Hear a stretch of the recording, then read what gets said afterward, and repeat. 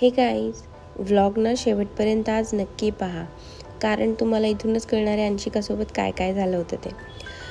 14 November म्हणजे children's day.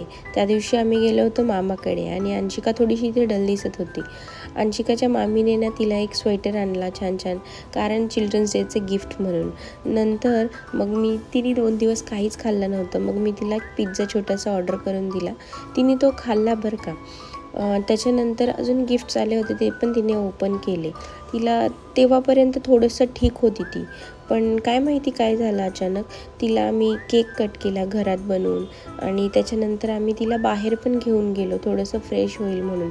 पण इथे पण ती डलच दिसते, पाहू शकता तुम्ही. आणि खूप खूप फिरली, खूप खेळली आणि मला काय वाटलं की ही ठीक झाली म्हणून. मग आम्ही जास्त हे नाही केलं, पण ॲक्च्युली ना ती खूप आजारी पडली. त्याच्यानंतर आम्ही ब्लड टेस्ट करायला गेलो होतो तिची. ज्या क्षणी तिची ब्लड टेस्ट करायला तिचं ब्लड काढलं, त्या क्षणापासून ती खूपच आजारी झाली. आम्ही सगळे देखील खूपच घाबरलो होतो, म्हणून आम्ही डिसिजन घेतला हिला नेऊन ॲडमिट करायचा.